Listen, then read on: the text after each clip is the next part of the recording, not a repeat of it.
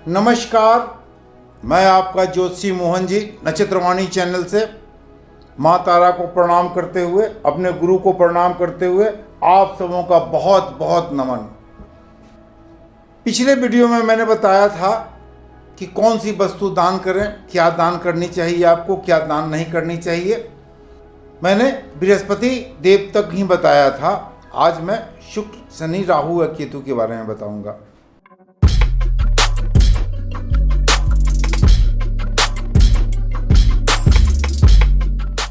तो सबसे पहले शुक्र के बारे में तो आप जानते ही हैं कि भौतिकता का कारक ग्रह शुक्र है, शुक्राणु का कारक ग्रह शुक्र है। और एक चीज और ध्यान देने की बात है, अगर व्यक्ति की जन्म रात में होती है तो माता का भी कारक ग्रह शुक्र हो जाता है। इसमें बहुत सारे कंट्रोवर्सी हैं, इसको हम लोग लेके चले। वाहन का कारक ग्रह शुक्र है, हमारे भौतिक हर साधन का कारक ग्रह शुक्र है। जो मीडिया में काम करते हैं, जो फिल्म में काम करते हैं, जो मॉडलिंग वगैरह करते हैं, जो सिंगिंग वगैरह करते हैं, सभी लोगों का कारक शुक्र ही है। ऐसे में शुक्र जो है हमारे जीवन में बहुत बड़ा अहम रोल अदा करते हैं। शुक्र के बिना ये जीवन पूर्ण अधूरा है। अगर किसी व्यक्ति के शुक्र खराब हैं या शनि के साथ बारहवें में बैठ गए हैं तो प्राय देखने में आता है कि उनमें शुक्राणु की कमी होती है और संतान भाव का पूरा अभाव हो जाता है संतान का। तो शुक्र के बिना ये जीवन शैली चल ही नहीं सकती है। तो अब आए, मैं बताता हूं कि अगर आपकी कुंडली में शुक्र उच्च के हैं तो हम ये देखें कि शुक्रदेव उच्च के मीन राशि में होते हैं। और आप ये ध्यान देंगे कि जब बसंत पंचमी होती है, जब हमारा बसंत पंचमी सरस्वती पूजा होते हैं तो शुक्र प्राय उच्च के रहते हैं मीन राशि में और शुक्र नीच के कन्या राशि में होते हैं। शुक्र की अपनी राशि तुला, शुक्र की दूसरी राशि वृषभ। अब यहां ध्यान देने की बात है कि शुक्र का मूल त्रिकोण राशि जो है तुला ही है और वृषभ भी राशि शुक्र के हैं। शुक्र अगर केंद्र में बैठते हैं और अपनी राशि में बैठ जाते हैं तो बहुत ही बली हो जाते हैं और बहुत बेहतरीन फल देते हैं। तो अगर आपकी कुंडली में शुक्र उच्च के हैं तो क्या दान करना चाहिए, क्या दान नहीं करना चाहिए। शुक्र नीच के हैं तो क्या दान करना चाहिए, क्या दान नहीं करना चाहिए, इस पर मैं आज चर्चा कर रहा हूं। सबसे पहले इस बात का हमें ध्यान रखना है कि इत्र, सुगंधित फूल, सबके कारक शुक्र ही हैं। खूबसूरत वस्त्र, उसके भी कारक शुक्र ही हैं। महिलाओं का कारक शुक्र ही हैं। तो अगर शुक्र आपकी कुंडली में उच्च के हैं यानी मीन राशि में बैठे हुए हैं तो भूल कर भी आपको कभी भी इत्र का दान नहीं करनी चाहिए। भूल कर भी आपको किसी परफ्यूम्स का दान नहीं करनी चाहिए। अगर शुक्र आपके उच्च के हैं, स्वयंगिरी हैं, तो भूल के भी रेडीमेड वस्त्र, आर्टिफिशियल ज्वेलरी का दान कभी भी नहीं करनी चाहिए। अगर शुक्र आपकी कुंडली में नीच के हैं तो आपको अगर कोई उपहार में देता है सोना, चांदी, आर्टिफिशियल ज्वेलरी तो आप उसे ग्रहण कर सकते हैं। कोई इत्र आपको दान देता है तो उसे भी आप ग्रहण कर सकते हैं।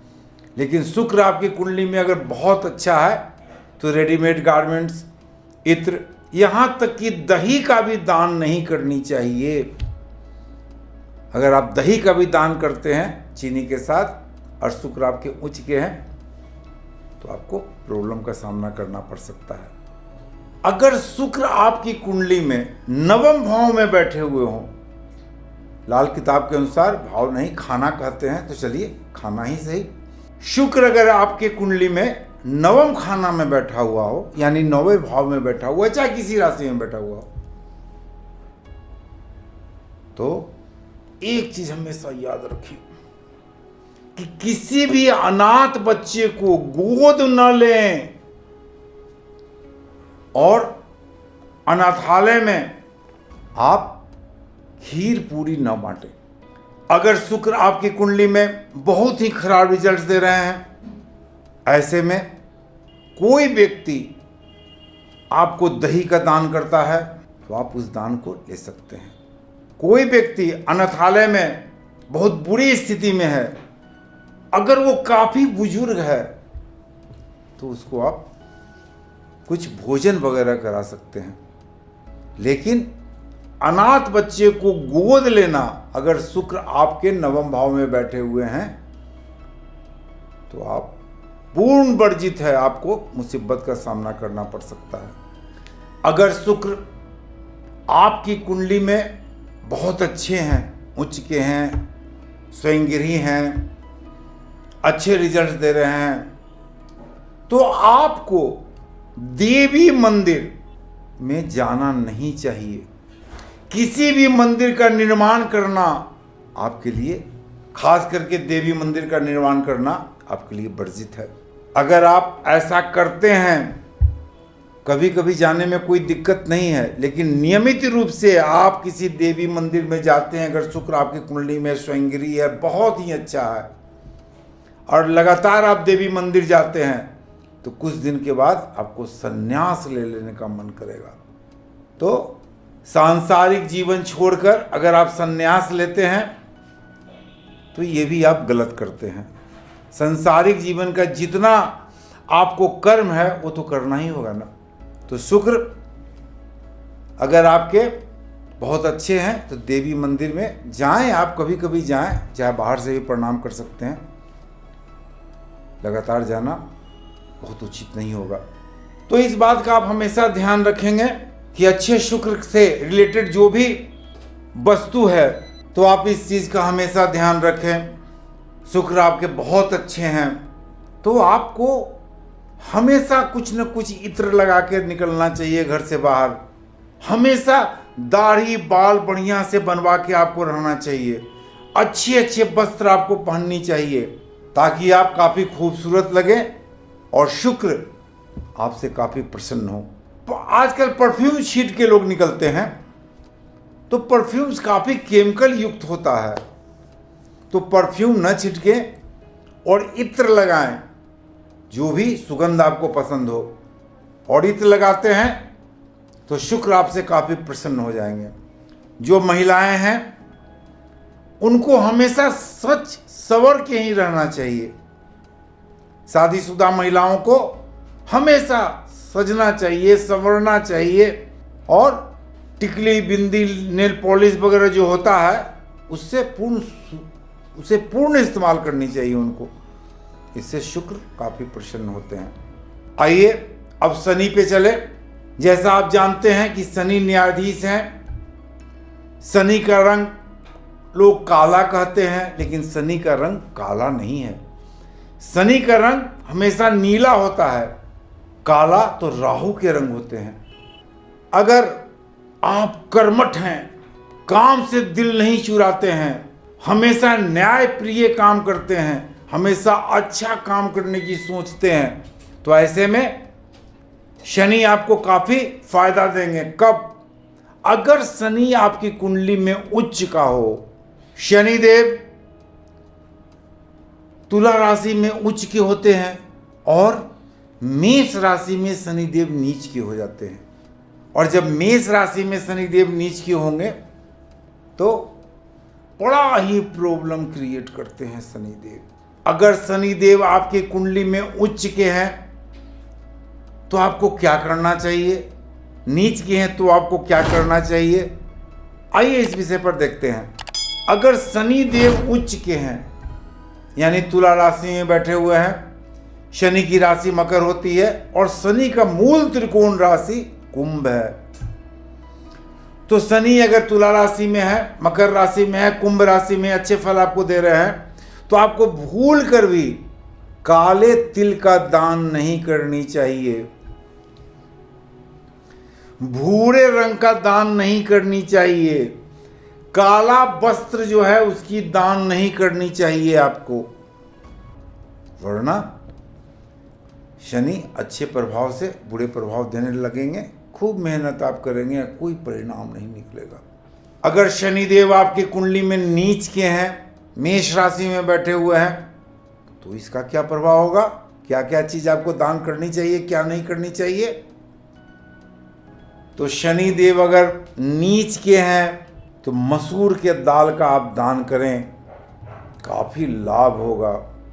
शनिदेव अगर नीच के हैं आपकी कुंडली में, तो काला वस्त्र का धारण 9 के बराबर आप करें।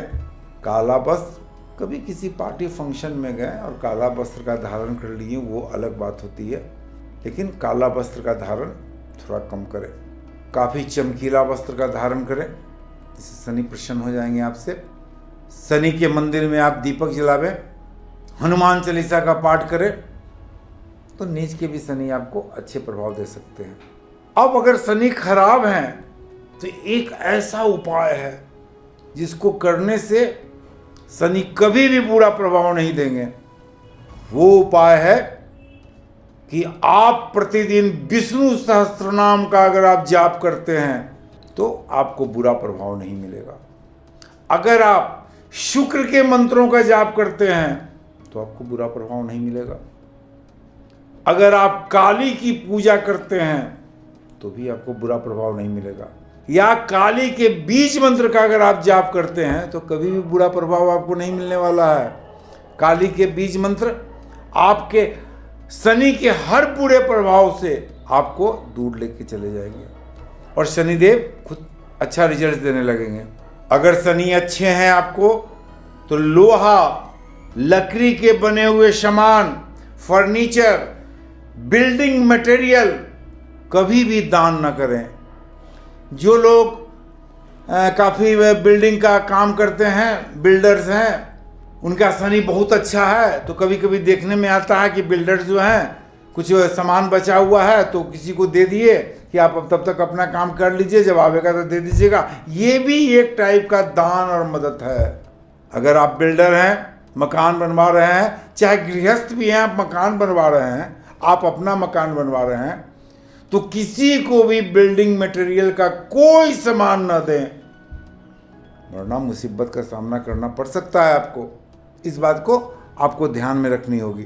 काली भैंस, काला कुत्ता, अगर शनि खराब है तो भूल कर भी काला कुत्ता न पाले। अब मैं बताता हूं, मैंने बहुत सारी ऐसी कुंडलियां देखी है।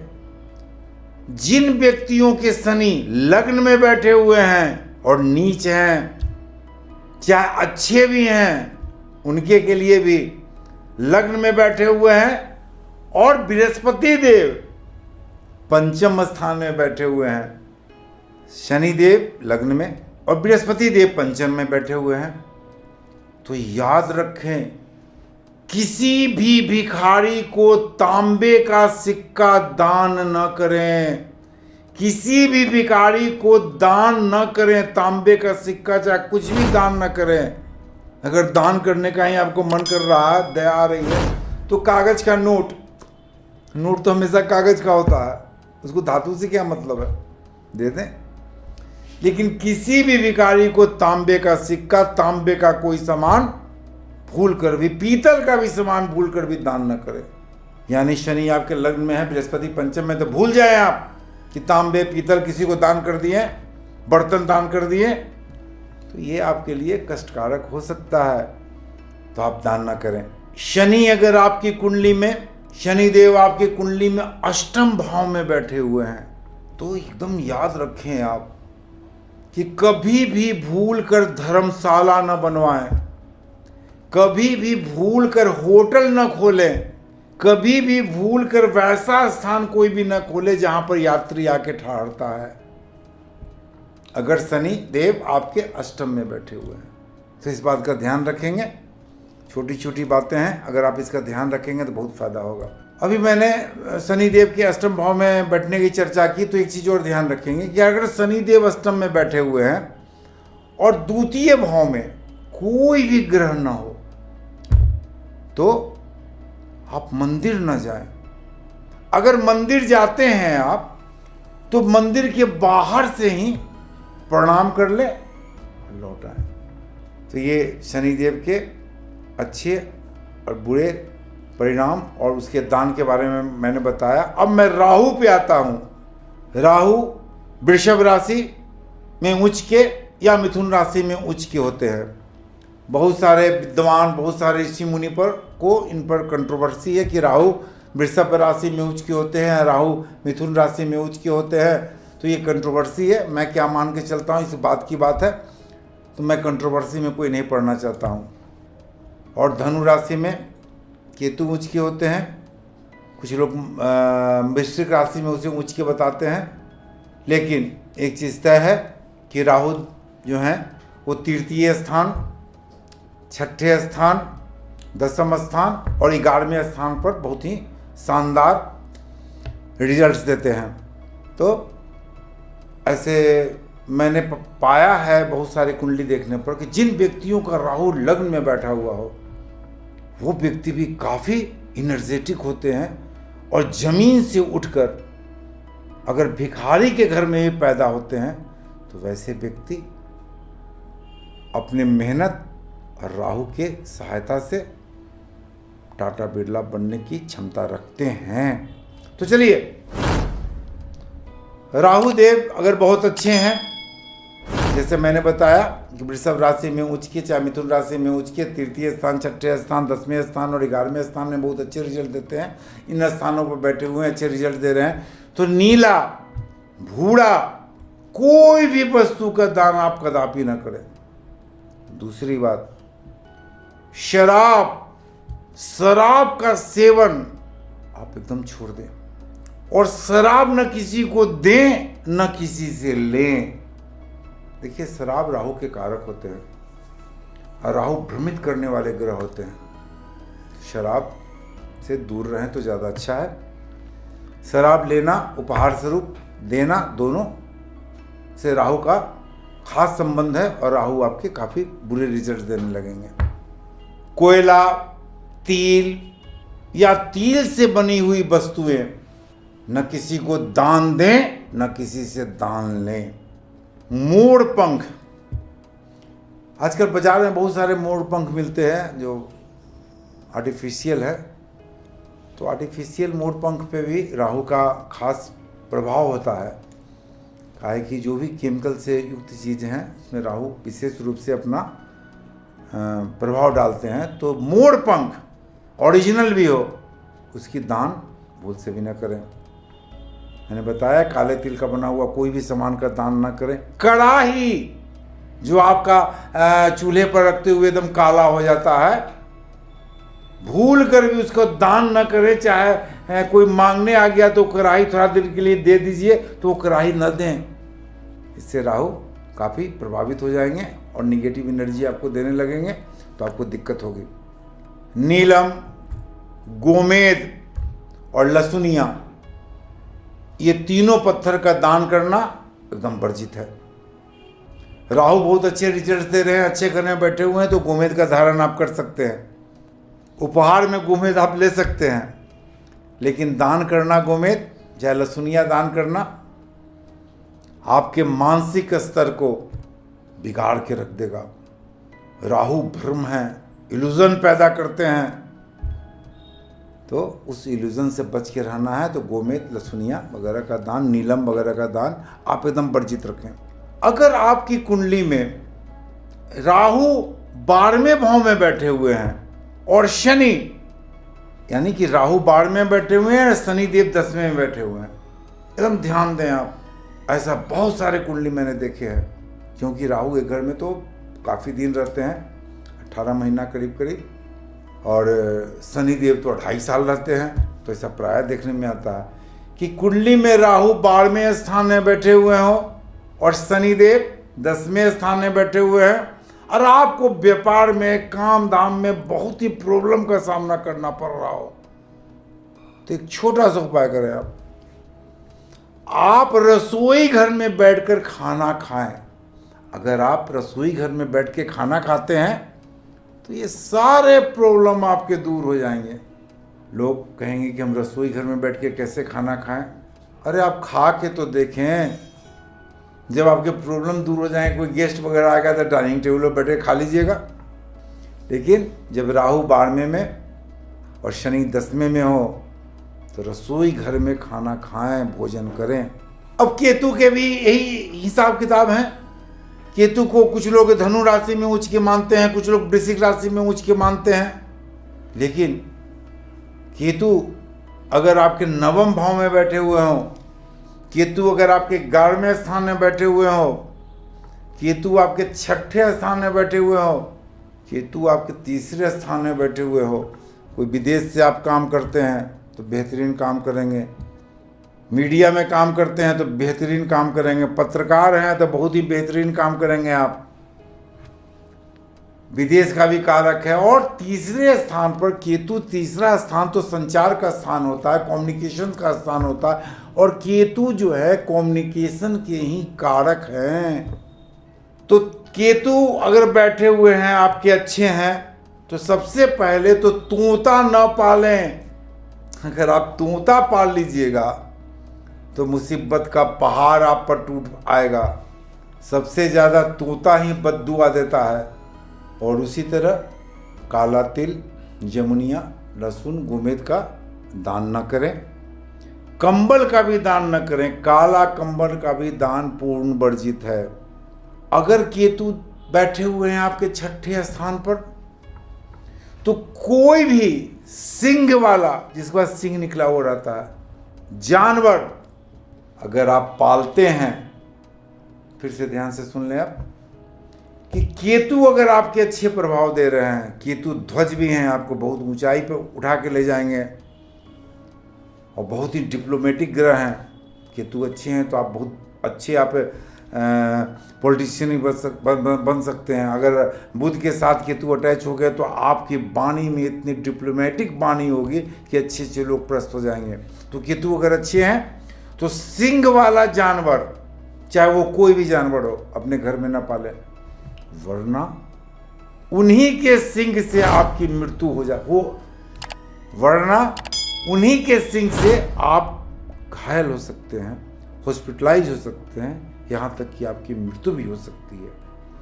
अगर सिंग वाला जानवर आपको पालना ही है तो आप पालें, लेकिन उसके देख रेख के लिए आप आदमी रखें जो उसका समुचित व्यवस्था करके उसे देते हैं, वो देख रेख उसका करें।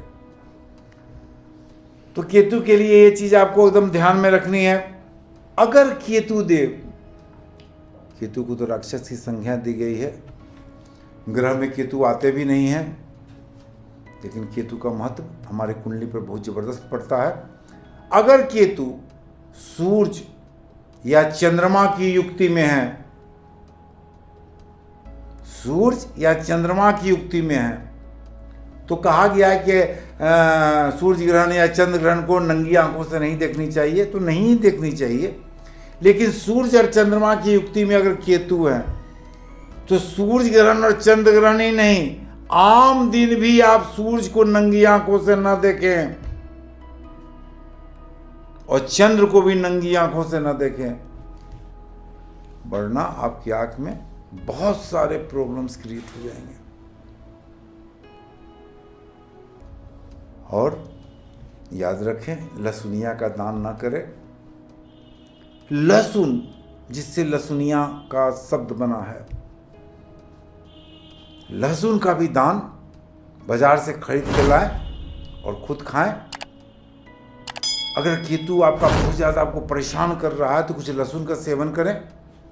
अगर केतु आपको परेशान कर रहा है तो दान करना है तो लाल मूली, लाल मूली प्राय आपको मिलेगा जाड़े के समय में, जब मूली चारों तरफ होते हैं तो लाल मूली खूब मिलेगा। लाल मूली का दान शिव मंदिर में करें, केतु की परेशानी दूर हो जाएगी।